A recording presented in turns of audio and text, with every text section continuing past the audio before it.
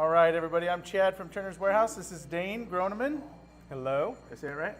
Yes, you did. You got it right. Perfect. Beautiful. All right, I'm going to read Dane's bio here because I know him, but I don't know all his accolades. So let's go through this. You're an 18-year-old self-taught woodturner with a deep passion for the craft.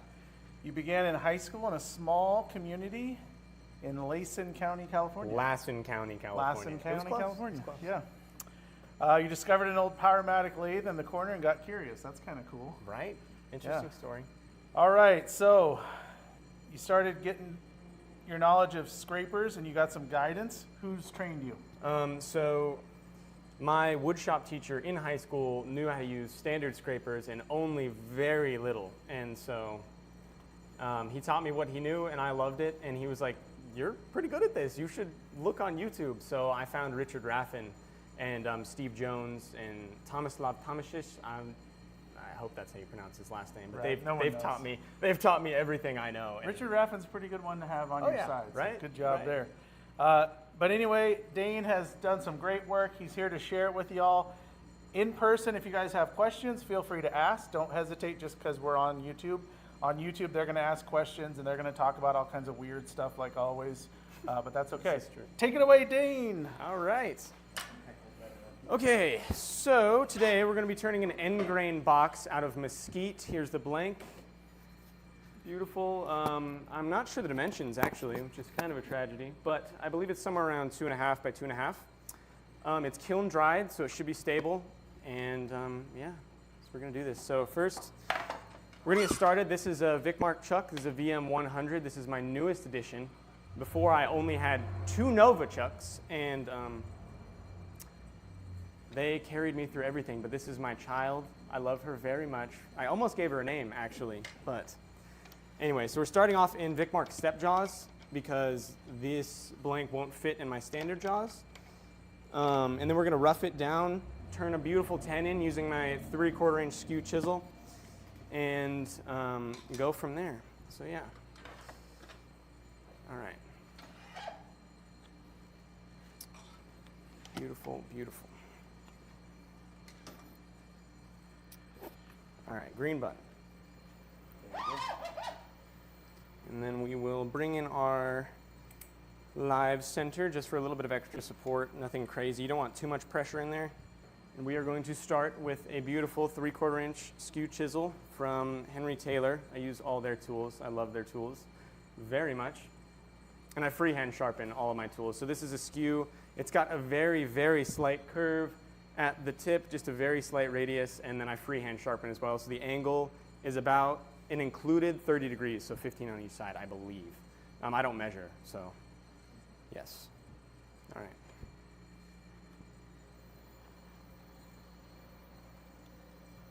And we're just going to start with some peeling cuts. So that's putting the skew on the tool rest and then raising the handle up and pivoting it down.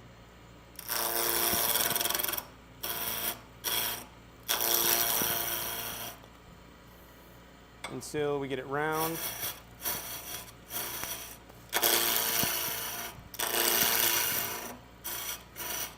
And we don't want to be too aggressive here because it is just a square right now, so we're only gripping in a certain amount of places. And these step jaws are only gripping about 2 millimeters with the top step right now. The tail center is helping, but we still don't want to be too aggressive here.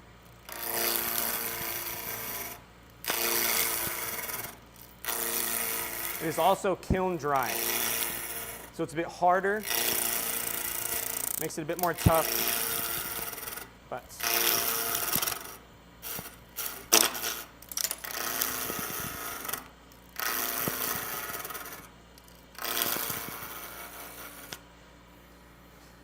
all right, when we're round over here, I can feel that with my finger that there's no flat spots, but we still have some over here, you can hear it, right? So now I'm just gonna come in with some planing cuts to true it up, and then we're gonna get a 10 in on one side, change chucks, and go from there.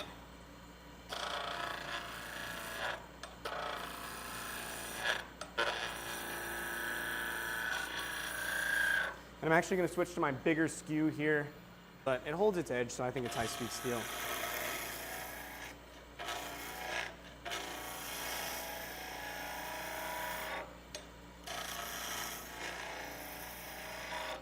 And so I can hear that running true over here, and we still got some flat spots here. So what I don't want to do is take my skew and take a planing cut this direction. It's gonna fray up the grain. We'll have a clean surface underneath, but what I'm gonna do first is take a V cut right here, and that just gives somewhere for the shavings to go, and so I know where to stop at.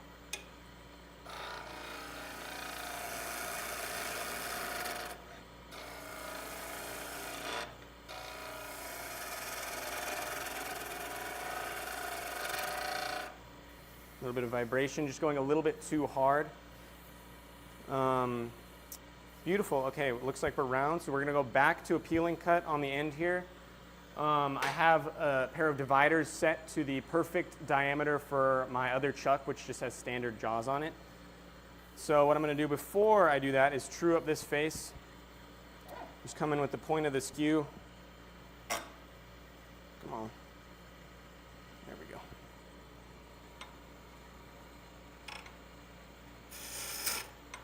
All right. No problem. Just gonna eyeball it, I think. So we're looking like we're pretty much there. I could use the left point and make a mark, but that looks pretty good to my eye. So we're gonna leave it at that. Just come in and clean it up a little bit.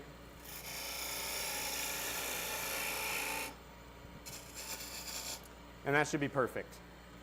And we'll come back out and chamfer this a little bit. That's a really sharp edge. So if you end up touching that while you're trying to feel if you still have flat spots, it will cut you and it will not be fun. I know, it's not great. It's really not cool. So we're gonna come back and take that off and then stop the lathe. Perfect.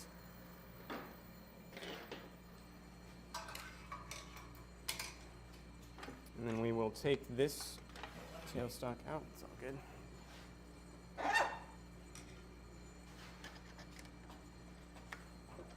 And you can see what I was talking about with how little we were really gripping there, and we weren't gripping all of that. I didn't get this completely flush to the chuck jaws while it was in there.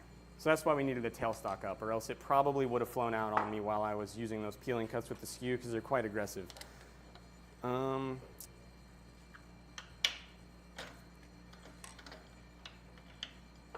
That is a wonderful spindle lock, by the way. I love that. On my lathe, it's a button, and I have to hold it down and do it. It's terrible. Perfect. All right, now that's an even more secure grip. There's still not a lot in the chuck compared to how much is outside of it. So I'm still going to bring up the tail center here because I want to be quite aggressive and get this done. And you'll notice that I don't wind the tail center in until the lathe is started. And that just helps center itself a little bit better. So.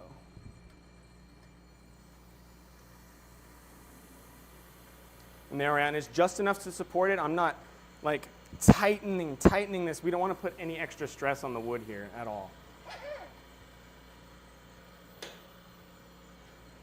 Come in with some peeling cuts again.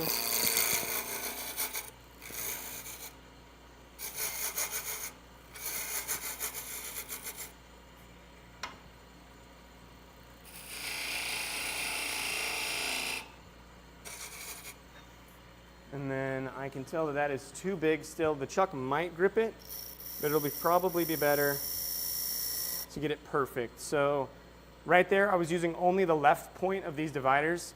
If you end up putting the right point in there, it will throw them across the room. All right, it's not fun, so don't do that. Make sure you're only using the left point, and make sure that that surface that you're marking is at least somewhat true. You don't want it super out of balance. Otherwise, it can also grab the point. So, yeah.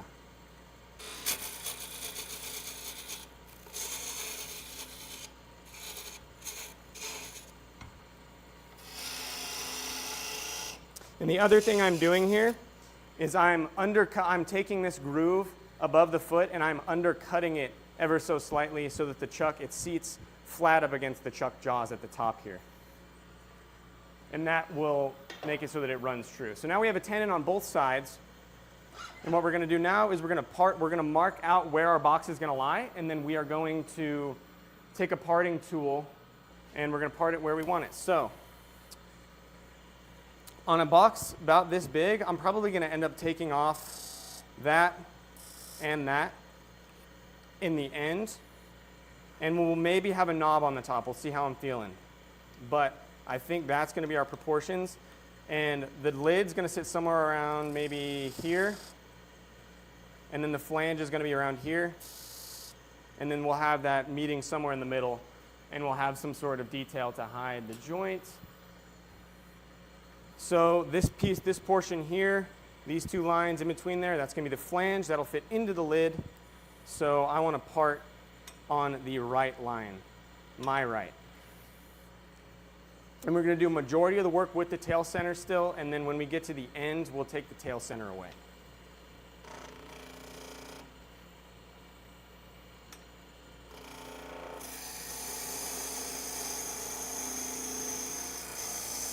When we're using a thin parting tool like this, you want to make sure that you aren't bending the tool at all. I have a terrible habit of not being patient enough and making another little cut.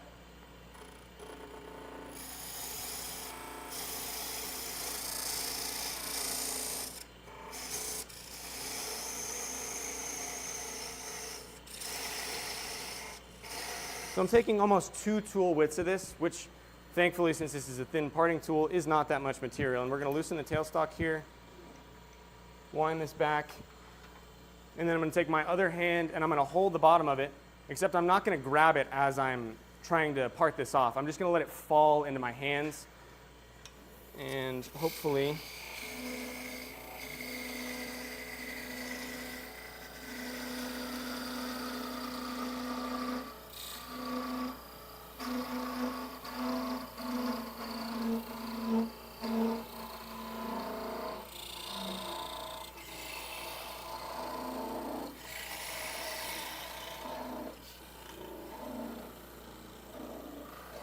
perfect. All right, beautiful. And now, because I let it fall into my hand instead of grabbing it, we don't have a little hole right here. And that doesn't matter right now because this is still a solid block of wood. But if we were doing that on the end of the lid here and we were parting it off, we could have a hole in the top of our box, which wouldn't be very cool. So that edge, if you remember, is sharp. So we're going to come back with a skew and just take it off. It takes no time at all, and it is so worth it. All right, and now this is going to be the bottom, and what we want to do is we want to do the lid first. And we're going to head on to the lid, and we're going to do the hollowing of the lid first. Because this is end grain, we want to hollow with as much material in there as possible so that it has the most amount of support. Because if you can imagine, when you're expanding or doing anything inside of end grain, that's why people don't turn bigger bowls out of end grain and have them be really thin, because it will break on you because the grain isn't strong. Expansion-wise. All right, now we're going to take my 1/2-inch spindle gouge and a 1/4-inch drill, and then I'm going to have my 3/8 spindle gouge ready as well. Yeah, we'll come in with the 1/2-inch spindle gouge, and we're going to make a little hole and a little starter hole for the drill so that it goes in a little bit easier. And we're also going to true up the top face here and remove that sharp corner.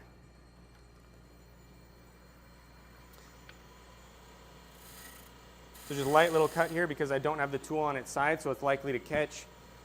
But we're just shear scraping that away so that I don't cut myself. And we're going to be making sure we're cutting it center. It's a little bit low, but I think we'll be okay.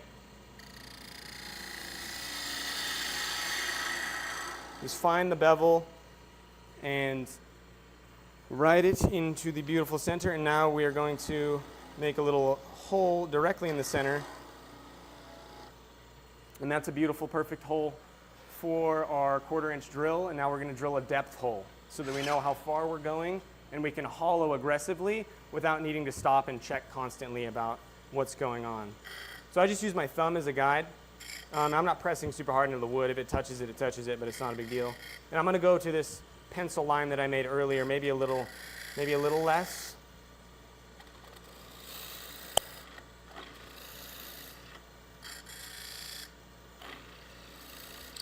And that'll be perfect.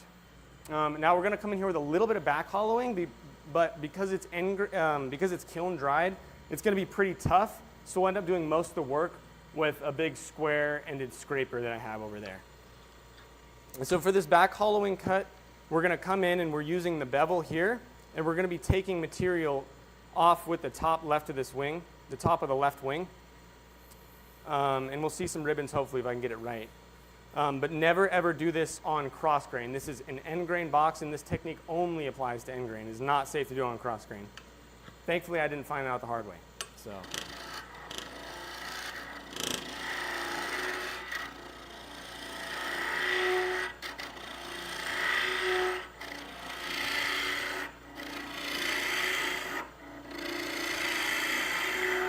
if you can see here, the portion of the tool that this is riding on, the fulcrum, is the opening that I have here. So I want to keep this opening fairly small as I pivot the tool out and down and slowly close the flute. So my flute is it's only a few degrees off 90 here. And I can feel when the shaving starts to pick up and when it doesn't want to cut. And so that's how I know. Also, this is a little bit low. We want to be cutting at center and then raising up past center when we're making this cut.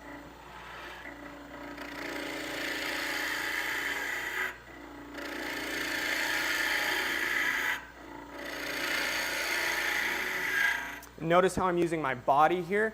I'm pivoting forward and down, using my knees to sweep my hips to the left.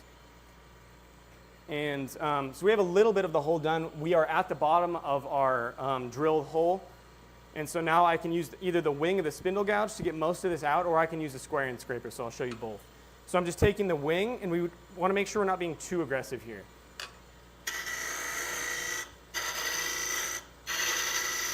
And we're basically using that as a scraper to just hollow out some of the inside. And then I'll grab my square end and show you that. The thing to keep in mind is you always want things, when you're using a scraper, you want it to be less than 90 degrees. The surface that you're cutting in the top of the tool needs to be less than 90 degrees.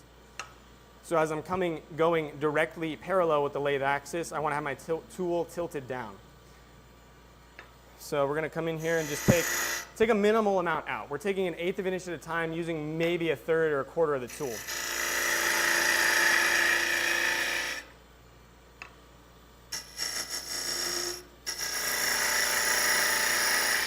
And I'm just coming in, touching up that rim just a little bit. That inside edge is very sharp. So this is going to be our flange. I'm hollowing maybe 1/4 of an inch down, and maybe I think we'll go a little bit more just to hopefully show off how to do the flange properly. So what I'm aiming for here is to rough it out right now, but when I get a little bit thinner, I want to leave a substantial amount of thickness on the outside for shaping later, because we're going to come back after and then do the outside. So we don't want to make this too thin right now. So what I want to do for this flange, this is crucial for the suction fit. It needs to be slightly dovetailed. So I want to be cutting just a little bit, taking a little bit, maybe 1 millimeter to the back and nothing at the opening, if that makes any sense. So we'll come in and just take one last little cut.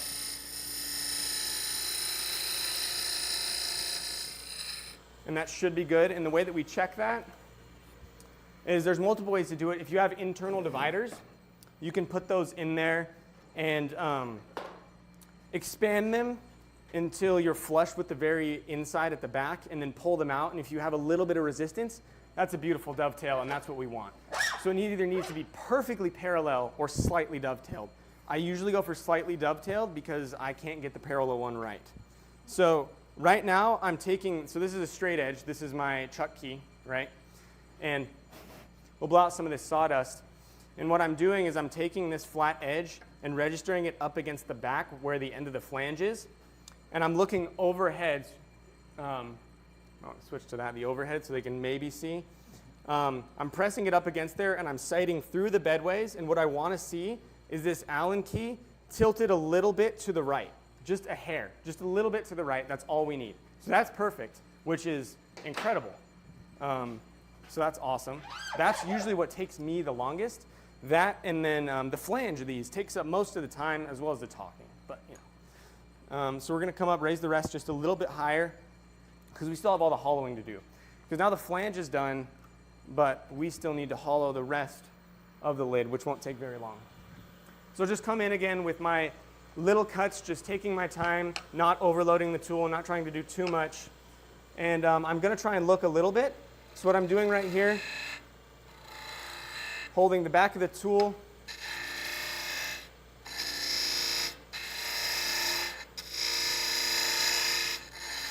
taking little cuts, just sneaking up, having the tool tilted down. Remember, always down or else it's going to be a nasty catch, especially if you have a sharp scraper, which you should.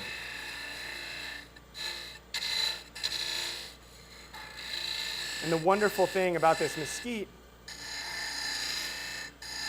is that it scrapes beautifully. There will be no need for any sanding on that end grain later, which is wonderful because it's really hard to get that 90-degree corner sanded properly. So now what I'm going to do, now that the bottom is flat and we have a little bit of a 90 in there, I'm going to take one last super tiny pass on the sidewall here and maybe scrape the bottom of the end grain again.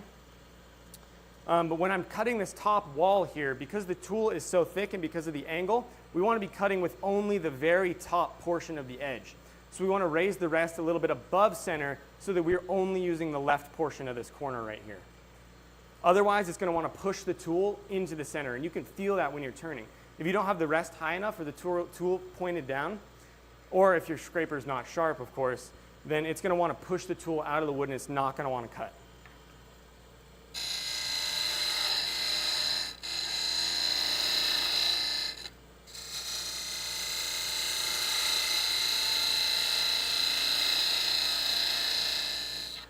Okay, beautiful. So now we have the side wall done.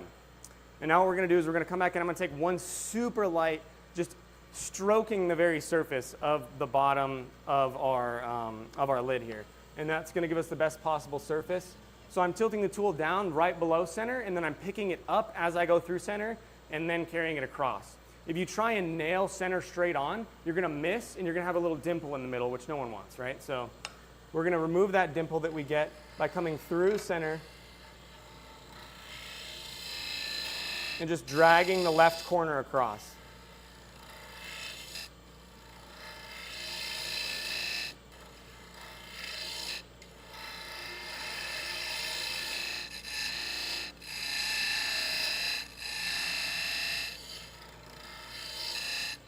And that should be perfect. And that was a few extra cuts there because I didn't actually make it to the very end of my drilled hole. So there was a little bit of a divot there left from the pinhead, which there still is, but it looks decorative because it's just a little dimple. Or not a dimple, concave little middle point, which I usually leave, and maybe I will put some grooves in the bottom as well, just so when you look in the lid, there's something interesting to look at, because why not, right? We're not going to do that here, though. So I don't know if we can see in there, but I can see that there's a little bit of a ledge. So it's not a perfect sharp 90. So I am going to have to come back a little bit. And what I'm going to do is I'm going to use the point of a smaller, did I bring my smaller? This should work. We're going to use the very corner of the skew so that we can get into that corner effectively because of the angle that the tool has. Okay, perfect.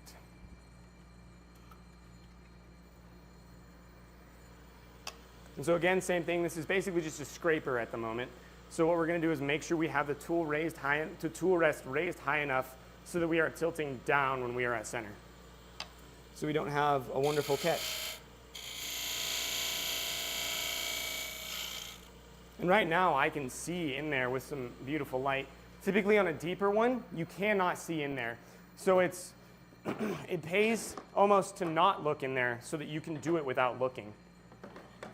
And then that way, it just gets quicker and more efficient. You can feel what's happening. You can have the tool tell you what's going on instead of having to look in there. So that looks perfect. I'm going to hit just the flange just a little bit with some 320. That's fine. Make it smoother. And what we don't want to do, we want to make sure we're just lightly hitting it here.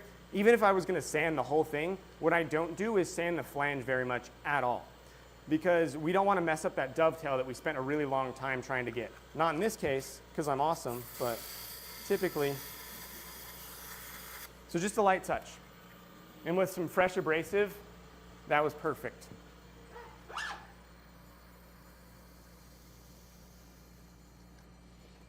So now you can feel that that's smooth, and that's going to give us a great suction. What I will do is hit the sharp corner, though, as well, because I don't like cutting myself.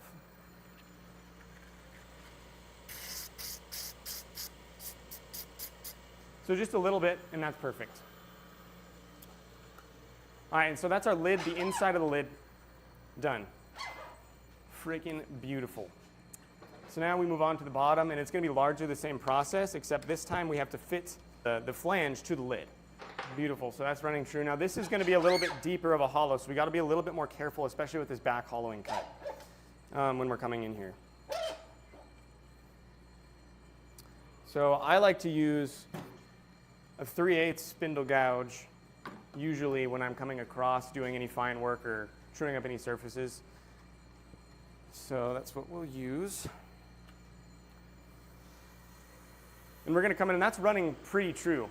So I can come in on the very edge here and have a place for my bevel to ride so that I don't get a catch, because it is one of the hardest entry cut to do with any gouge is on end grain. It is coming in from space, going across end grain. It's the hardest entry cut to do. It's totally possible, but I like to avoid it. See, that's what happens.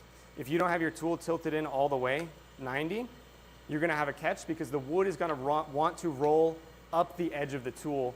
And of course the wood's fixed, so your tool is going to move, or unless if you're holding on really tight, it's going to go across the room. So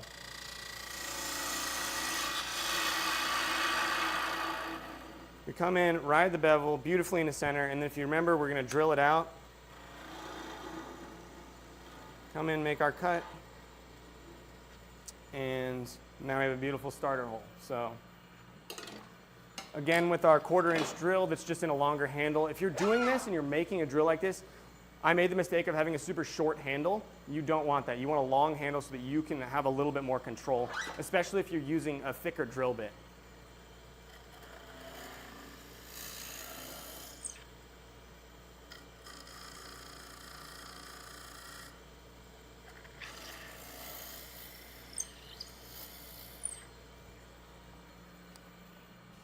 So that's perfect. So we'll come in with our back hollowing just briefly. I'm going to use almost exclusively the square and scraper here because of how much of it is sticking out of the chuck. Because this is a lot of leverage going up, if you remember. So with this cut, you're going up and out. So it wants to pull itself out of line. So we'll come in, ride our bevel, drop the handle, and then going a little deeper, drop the handle, push out.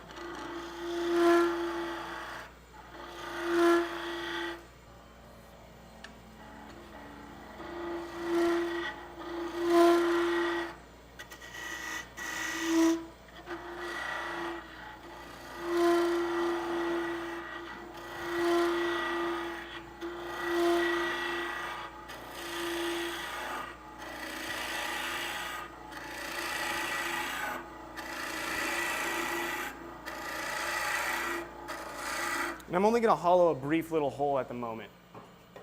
Now what I'm going to go back and do is we got to go back and fit the lid to the base so that we don't accidentally hollow too much to where the lid's not going to fit anymore. So what I like to do is I eyeball it. So that's pretty thick. We have a lot of material to play with, and we're going to have some fun stuff on the outside. But I'm looking up there, and I have maybe 1/4 of an inch or so of material here, so that's how far I'm going to go in. And the more you eyeball things, the better you get at it. So it's a great thing to do. And if we go a little bit too far in, what we can always do is just remove it and then try again. That is assuming we don't hollow all the way before we end up trying to fit the lid. So one more time here just to double check myself, yeah. So we're going to use peeling cuts again, just because mesquite works so beautifully here. So we're going to come in just a little bit at a time. I'm only going to do a little bit so that if I get it wrong, I can remove it and the grain will still hopefully line up.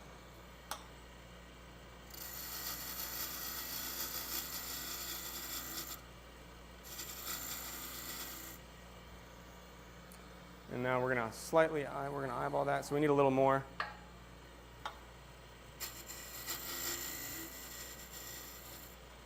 Beautiful. So now what's happening is we're taking that cut in straight, and then I'm swinging the tool handle ever so slightly so that it's tapered a little bit in. And that way we can fit the end hopefully a little bit better and fit the very tip, and then we'll come back and straighten it out so that we can get the fit all the way down. Of course, we still have some ways to go. On the end here, I can see that I'm still kind of far away in terms of how much I need to go, but we're getting there. So you want to take your time with this and make sure you get the fit right because it will save you a lot of time in the long run.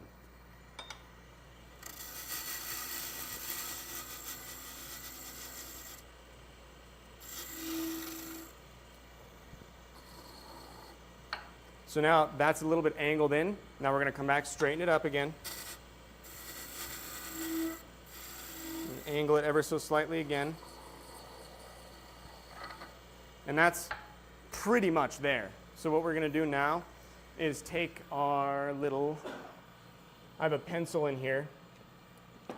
And what we'll do is the way I measure the flange is I take the tip of the pencil, put it in the corner. It's about the width of the ground bit of the pencil. So we're almost there.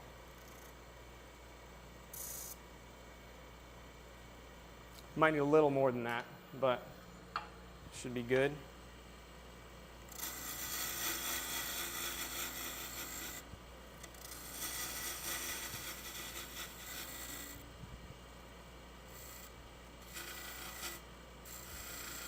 And I'm just using the corner there, just taking a little bit and then moving it to the left. What we're doing right here is we're using something called a low peel. It's more of a, so if you can imagine, when we're turning end grain, we have, the way we can get a clean surface is with a low peel. So if you come up, a high peel is when you come above the wood and then slowly bring it down until you start to get a shaving. And that's when you're right beneath the surface of the wood. And that will remove a lot of material quickly, but it's not going to leave behind the best surface. So what we want to do is we want to come in between a scrape, which if you remember is is the tool tilted down when we're, working, right? So, and you can hear that sound. That's not very great. And it's not really wanting to cut that well. So we're going to come up in between the high and the low for a low peel, and that's going to give us a nice surface if we're gentle.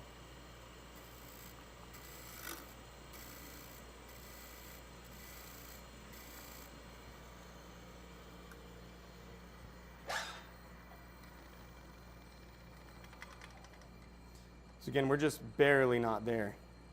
I mean, I can see just a little bit of a black line. We have a slight chamfer because if you remember, we softened the inside edge so we didn't cut ourselves. This edge is still very sharp. So if we chamfer that just a little bit more, we'll have a perfect fit. But for right now, that's fine. We don't want to fit the lid right now. We just want to establish where we can hollow to, and that will be perfect.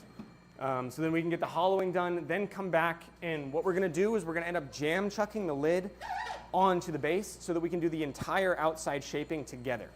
And so we can get perfect proportions. At least that is the hope. So we still got a bit to go in here. I didn't get too carried away with the back hollowing. Another thing to mention about the back hollowing, specifically with that spindle gouge, it doesn't have a very long handle, which means I don't have a lot of leverage. So I can't go very far over the rest before it starts to want to pull, and we don't want that. But that's why we have our beautiful friend, the square and scraper. Is we want to make sure we're cutting at center or a little bit above. Come in again. And if you remember on the back hollowing on the lid, I made it to the bottom of the hole with the back hollowing. Here, I'm going to have to use the scraper to bore my way to the bottom of the hole, and it's going to act as a drill.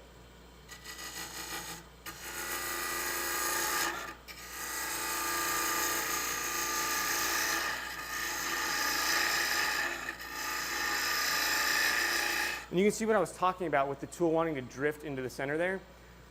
Because I'm still boring into the bottom, I'm going to leave it where it is, and we're just going to fight it a little bit, have a little bit of pressure keeping it against from going in. But when we're just doing the sidewall, we can raise the rest and not have it push it in.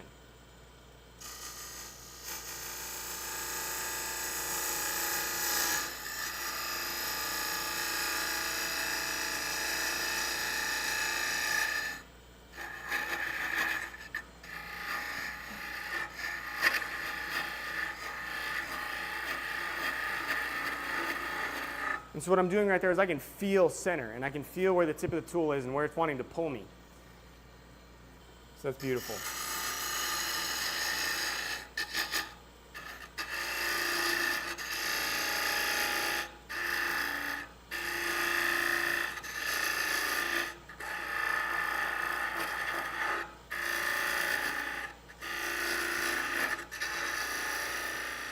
And so now on that bore right there, using this as almost like a drill, I'm coming up, I'm finding center, And as I'm finding the center, I pull up and I do this little like up and down motion, and that will pull the tool a little bit in and cut on the top of the circle. And you can only go so far in doing that with how thick this tool is. And then I come back, and once that hole is a little bit deeper, I do the wall in a few little steps like we talked about, just working our way over. And then I come back and bore more until we make it to the bottom of our hole. Earlier, the reason I honed was we were only using the left portion of the tool, just the very tip of the left corner. So that had lost its burr, but when you felt the top, the rest of the edge still had a burr on it. So you can lose your burr at different points of the tool depending on what you're using, but you want to make sure that whatever you're cutting with has a beautiful abraded burr on it.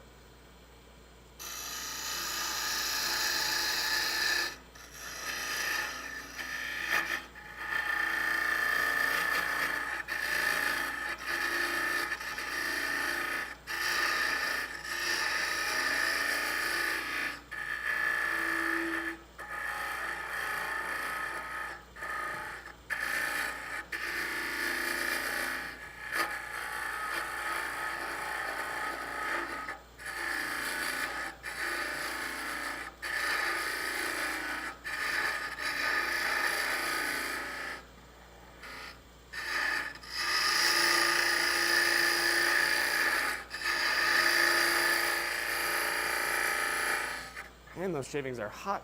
Whew. Kiln dried wood specifically.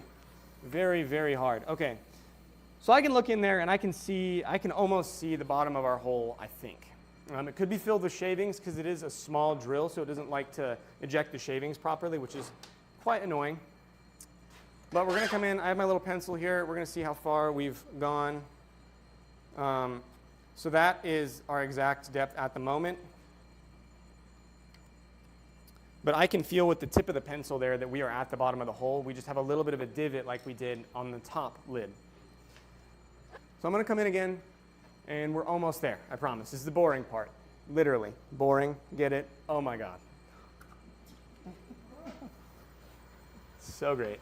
Woodturner's humor. Hey, that was completely, I didn't stage that. That was fully on the, I just came up with that.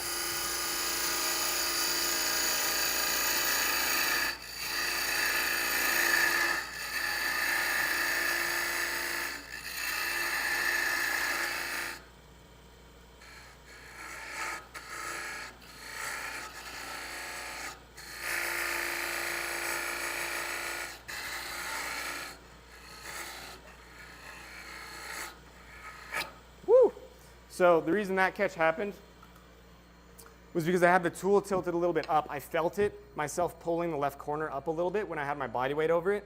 I tend to do that sometimes. And so the right edge was tilted up and it smacked it down a little bit, but we should be okay. Nothing too crazy. Perfect, okay.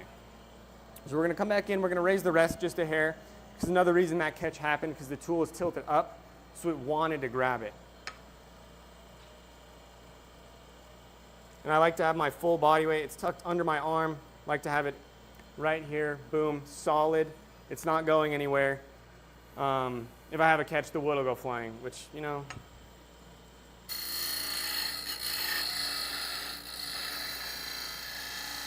And we're also working quite far over the tool rest here, so we want to have a lot of weight over the handle. Ideally, I'd have a longer handle that I could really hold on to and get a lot of leverage, but I don't because I'm lazy, so I didn't make one. But that's okay.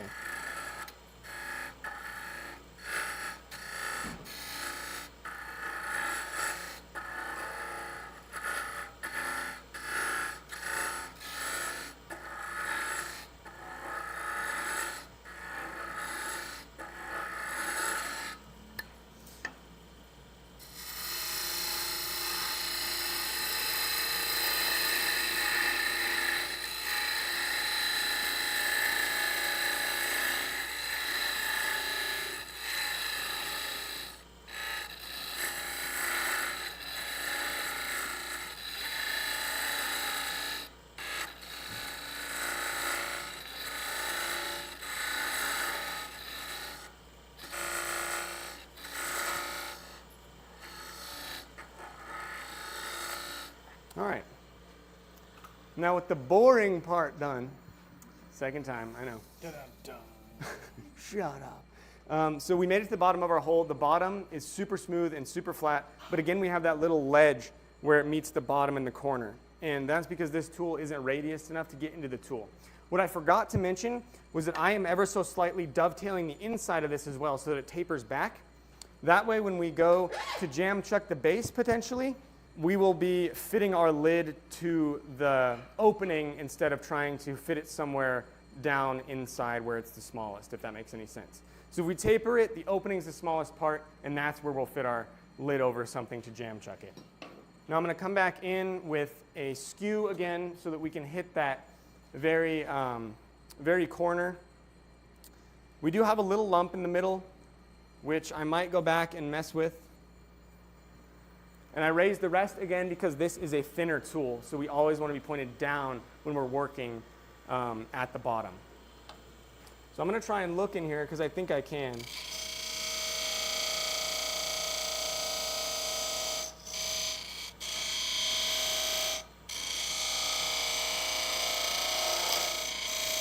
Perfect. Okay, so we got that. I was able to see, which is always a plus. Whew. So again, back with the skew, using this as a scraper, coming in.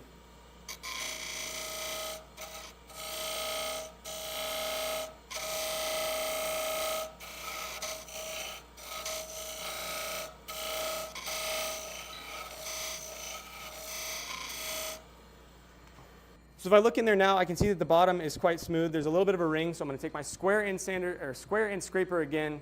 We're going to take one small cut, the bottom, and then be done with the inside, and we'll move on to the outside.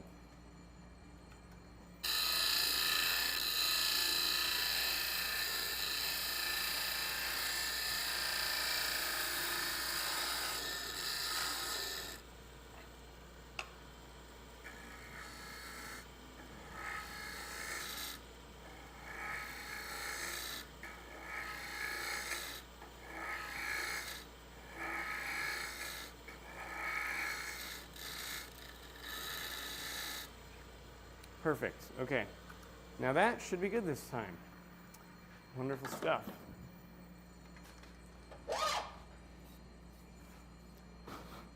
Wear a face shield. It's always worth it. Although it is very hot here, so I get it. I do. But anyway, hollowing done. So next part is to fit the lid, but we're going to do it tightly enough to where we can jam chuck this lid on there, and hopefully we might still need the tail center, we'll see, but we still haven't got this fit over. I left a good amount of thickness for the flange that we can play with so that we can get the lid fit just right. So I'm going to come back with my skew. Still feels sharp, we'll see.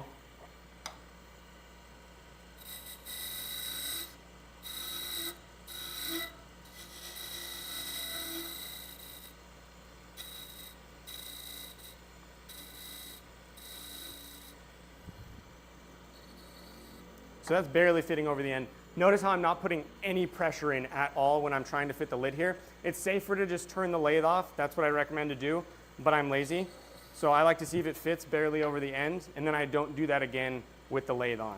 Because what you don't want to have happen is you can jam it on there, and it'll burn, and it'll burn out the inside, and you won't have a suction fit anymore, or it'll just split and break apart. So that's fitting just over the end. And so we're going to make the rest of this fit. We're going to use peeling cuts again and just make that the same diameter.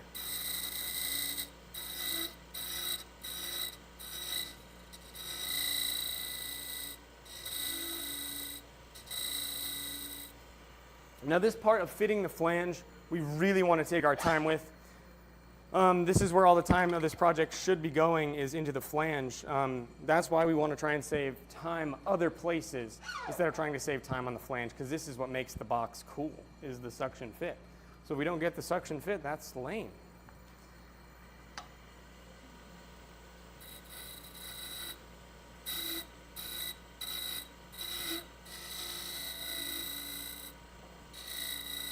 Just using those peel, that low peel in between the high and the scrape. and just taking a little bit off. There's a little bit of radius on my skew. It's really hard to see, but there is a little bit of a radius so that I can use the curved portion of the edge to do those cuts. So we're still fitting only about like, oh gosh, maybe a millimeter on there. So we want to keep going. And what we really don't want to do is have this flange to be flat. The goal for the flange, and the reason it matters, the reason it's easier if you have a longer flange, is because the goal is to have a soft curve where you have a little bit of extra thickness in the middle of your flange so that that's where the seal is. So that when you put the lid fully on, it sits and it'll spin somewhat freely, and then as you pull it off, it gets that little pop. So that's what we're aiming for here. Is we don't want to reduce thickness all like evenly at the same time. We want to work our way into the middle and then have the fit be in the middle, and then we come back and angle our tool just a hair so that we can keep that middle being the point where it fits.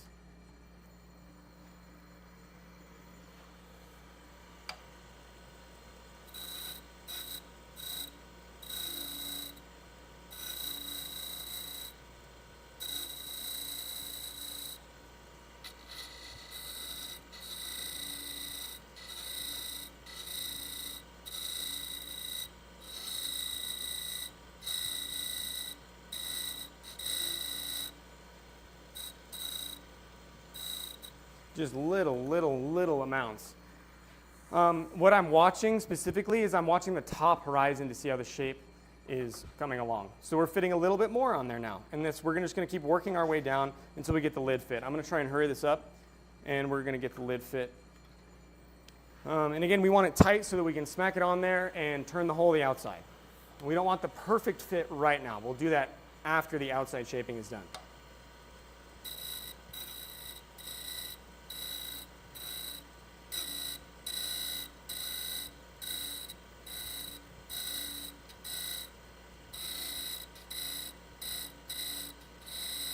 So there we have it. That's fitting perfectly in about the middle of our flange. So now what I'm going to do is reduce the top, the middle and the back side just ever so slightly.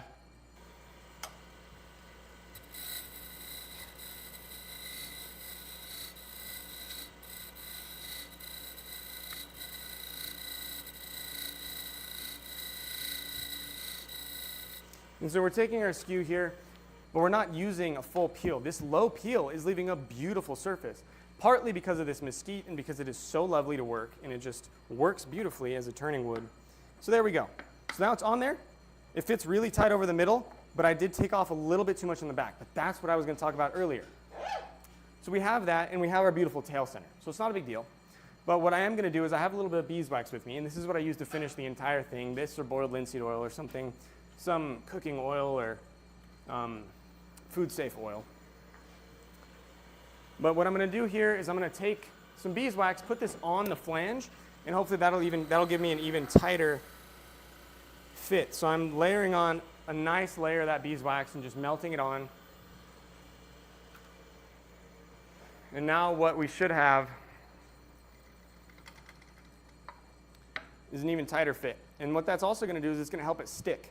So it's going to give it a little bit of drive when we have our tail center up. If we just do the bare wood here with no beeswax, it'll spin freely. And then if you have some sort of snag or something, or the tail center isn't winded up enough, what'll happen is the lid will spin with the tail center, and this will keep going, right? And you'll end up burning the inside, like we talked about earlier. So now we have our tail center up, and just a little bit of pressure until I can't really rotate this lid with my hands anymore, and that should be perfect. We'll lock our quill, and then we'll get to shaping the outside. And this is where the fun part is. This is where you get to go free. You get to be free. You get to do whatever you like on the outside, whatever shape you want to do. You can just do a simple, straight V-groove at the opening box, and that's what that one is. And a few of those. I love simple designs. I think beauty and simplicity is great. So we're going to come in with a planing cut, and my goal here is to angle this all towards the groove. And then we're going to have some extra grooves there, maybe some beads, something to distract the eye from the opening. And there's also more on that, another reason. And I'm going to come in, find my bevel. I have my angle at about 45 degrees, and we're just going to take some small planing cuts here.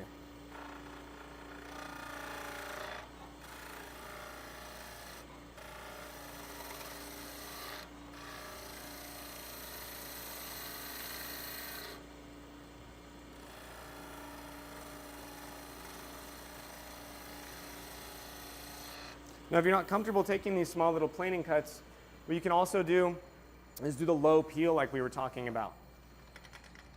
But with this planing cut, what it'll give us is a beautiful surface. This mesquite works beautifully regardless, so it's quite easy and quite forgiving. So if you were scared of the skew and you didn't want to use the planing cut, what you could do is you could come in with your low peel and just take these, make sure you have a radius on the end, right? We don't want both corners in. And we're just going to take little amounts.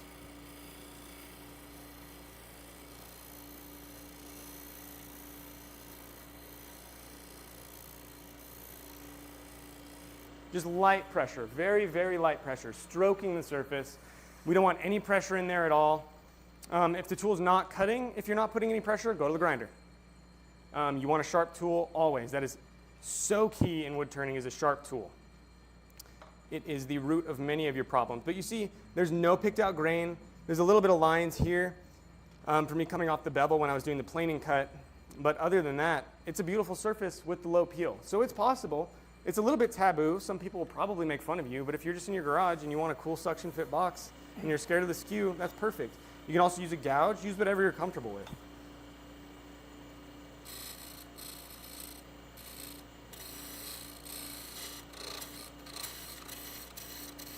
I'm going to take these small peeling cuts, and I forgot to mention we're running at 1790 or around 1800 RPMs, and that's what we've been running at the whole time. On this belt, that's the max it'll go. So I'm going to come in with some peeling, or with some planing cuts here.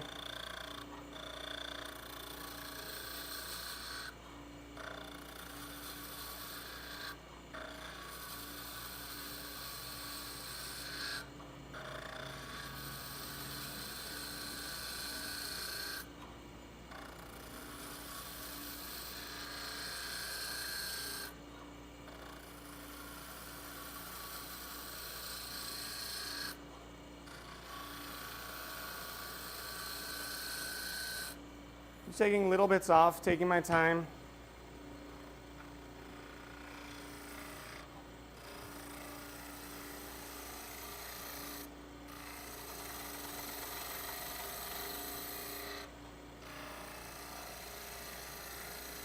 Now when I start my cut, I'm looking at the tool and looking at when the shaving starts to come over the edge as I bring the bevel in. But then as I'm moving along, I start to look at the top so I can see how the shape develops. So I can see that this is a pretty even curve here. We have a little bit of an ogee, like barely. And this is pretty straight coming down in, which I like the shape of this. I like how it's developing. This needs a little bit more curve, and we're almost there.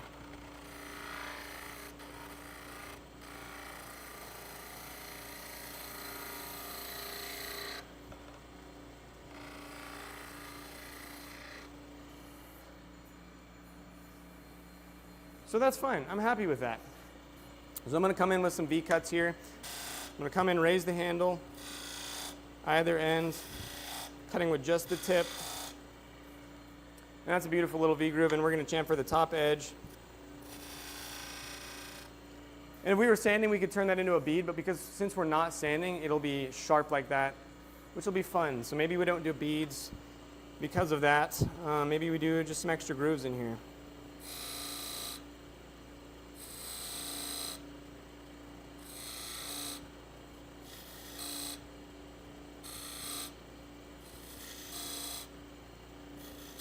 Now the problem tends to be with grooves is they'll like to pick up a little bit, and it's also hard to keep them consistent.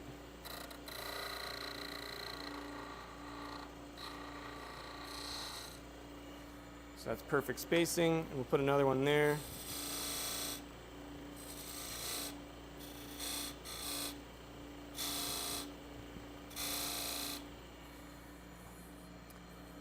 And maybe, we got 4, including the opening here.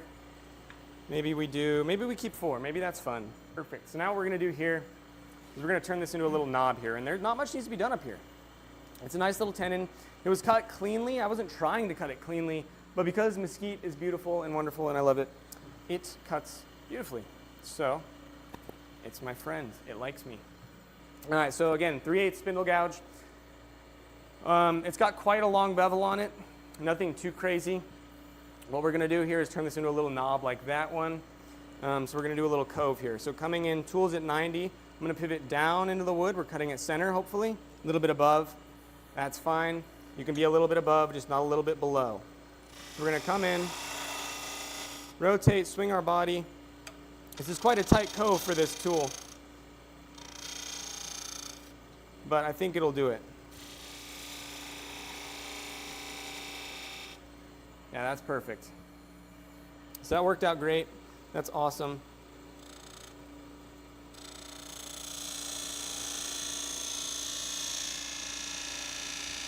And we always want to start our cuts, especially entry cuts, very gently. We're pivoting the tool while it's on 90, and then once we have bevel support, we can open the tool slightly. And so the key point is to enter the wood extremely easy. And if you're not cutting and it's not going in, don't push harder, go to the grinder. So that's your cue. How do I know if my tool is sharp or not? If you're barely trying to cut the wood and you're barely putting the tool in there, it should cut.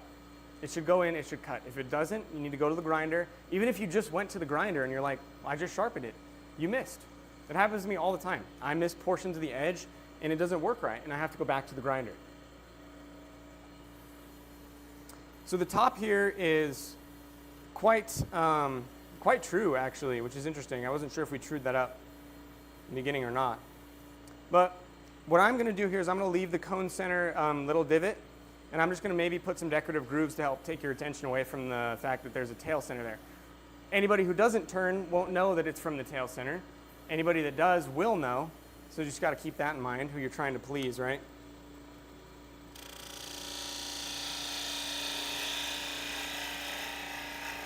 So I'm going to come in and undercut this slightly.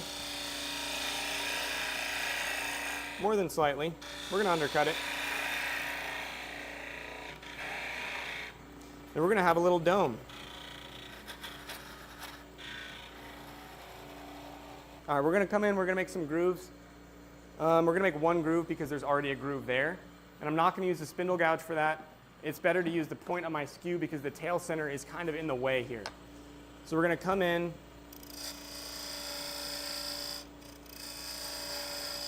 Just accentuate that groove a little bit.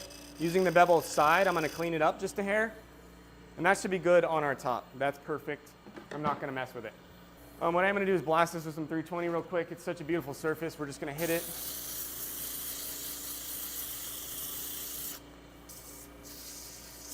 Just remove some of the sharp corners. And that's good. Typically I'll sand more, of course, if I'm at home or in my own shop. But for right now, that's perfect. So we have a little bit of tool marks on the end grain here, and that's pretty typical, especially with mesquite. It likes to become discolored a little bit if you push too hard, and that's pretty much every wood is a little burnish when you're going a little bit too hard or riding the bevel a little bit too much. But yeah, that's pretty good. So what I'm going to do now is take the lid off. We are done with the outside shaping.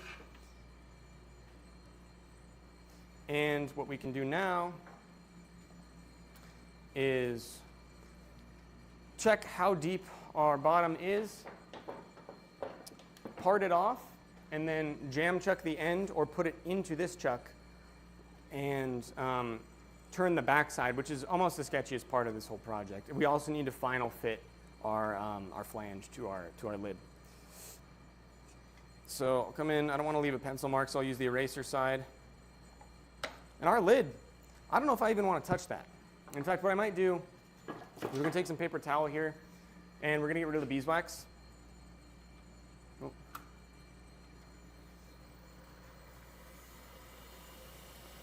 So this is going to remove all the excess beeswax that we put on there originally to help fit the lid a little bit better. What we want to make sure we do is get into the corner, which is pretty hard to do. You can, if you just push hard enough and get enough paper towel up in there, it'll get the wax out.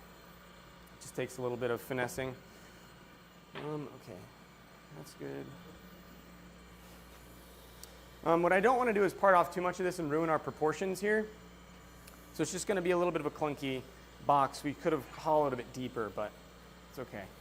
So I'm gonna hit the edge with some 320 real quick just to help the fit a little bit. And you can go too far really, really fast with sandpaper here. So we wanna make sure we're barely taking any off. That's why I use woods that work great with a great tool finish on them. Specifically so that I don't have to sand very much, and so that very specifically on these end grain boxes, it does not, you don't have to sand the flange, which is a huge advantage. Sounds pretty good. It sounds like a suction to me, which is a success. It's a little bit on the softer side. I prefer a little bit of a harder suction, but this is perfect. I like this. So, wonderful. Now, if you remember, we made a mark where our bottom of our box is, which is embarrassingly shallow, but yeah. We'll accentuate that just so you can see. So that's where our bottom of our box is, which is almost the same depth as our lid, which is, again, sad. But we'll be okay. What I do want to check is I want to put the lid back on and see proportionally if we're going to be able to get away with that. I don't like it. I like where it's at right now. And a little bit of heft in the bottom is okay. So we're going to come in and we're going to part off somewhat close to our original line here, which got erased when I was turning. That's where our original line was. That's where we're going to part off and hopefully leave enough material here to jam chuck it. This is always the scariest part for me. I don't like parting tools. I haven't figured them out, honestly. And they're so easy. Everyone's like, it's just a peeling cut, but I am terrified of them. I had a really bad catch one time with a parting tool, and it's ruined it for me. The experience, it's always terrifying. But we're going to come in on this line.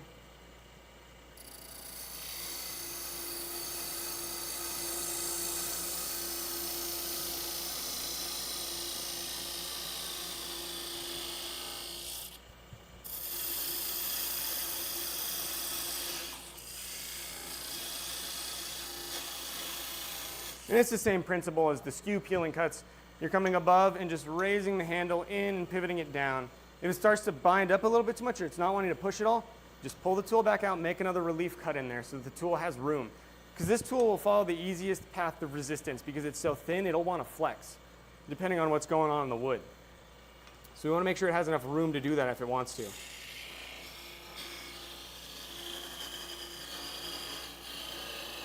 And remember, we're just going to catch it as it falls.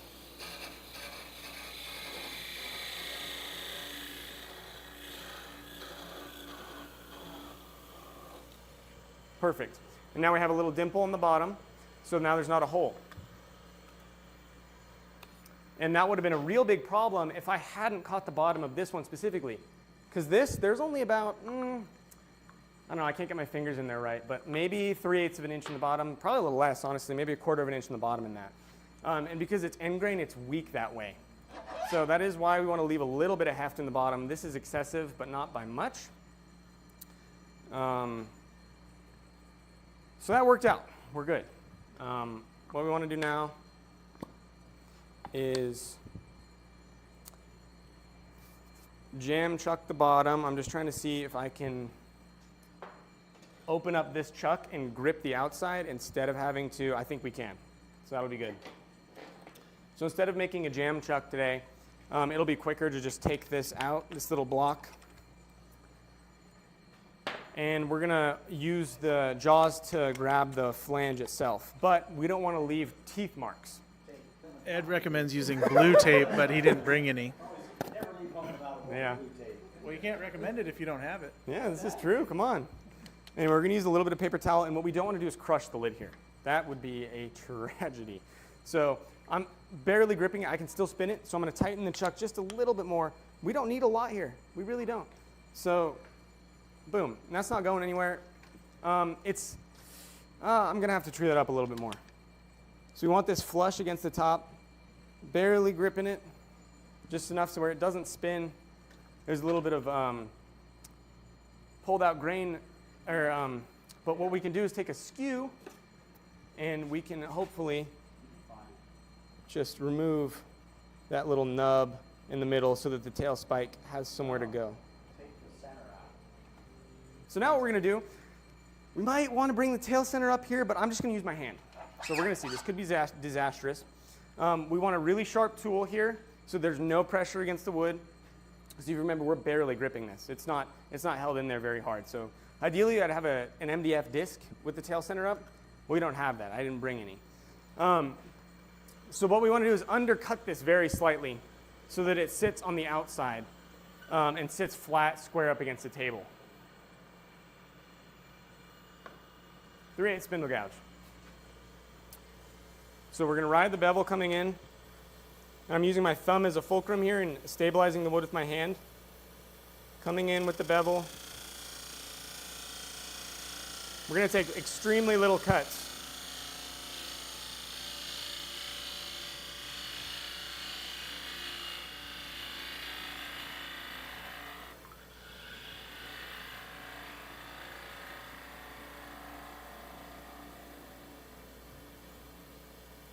I'm coming across center. I'm tilting the tool back to 90 so only the point goes across center.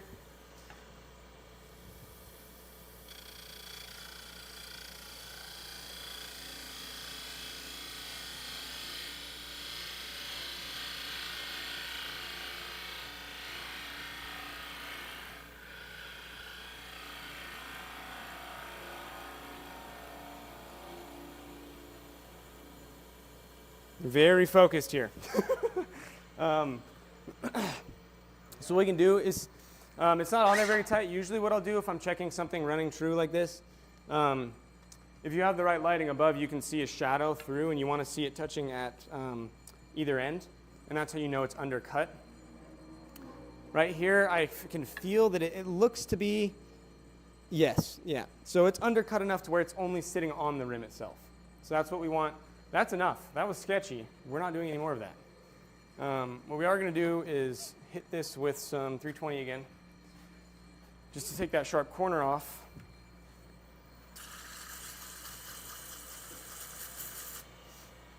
And this.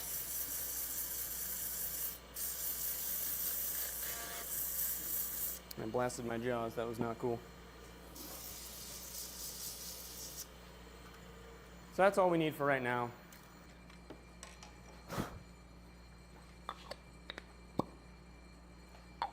So that's a box. I don't know. Like, it's done. There's not much else to do. It's clunky, but hey, it's my first demonstration. We're going to give myself some slack. It's okay. I have cooler ones that I did when I'm not super nervous and shaky. So, but hey, it's a suction, and that's a success. Oh, man, I'm happy. Oh, my heart. Thank you. Thank you very much. Thank you. Thank you. Oh, God. You Okay. didn't seem that nervous, I'll be honest with you. I know. That's just Mahoney's bowl oil. I've been meaning to use this. So the interesting thing about this is I was like, well, why would you want to not have your bowls be able to be sold to people with allergens, people with nut allergies?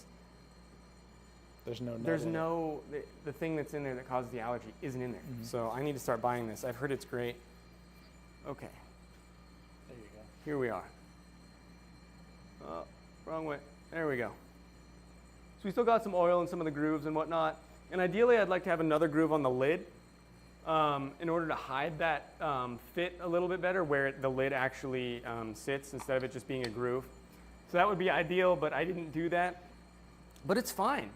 It's an end grain suction fit box. It's got a cute little dimple on the top with a little hole in it. Kind of looks a little, it's fine. It's all right. But yeah, are we? Yeah, you're good.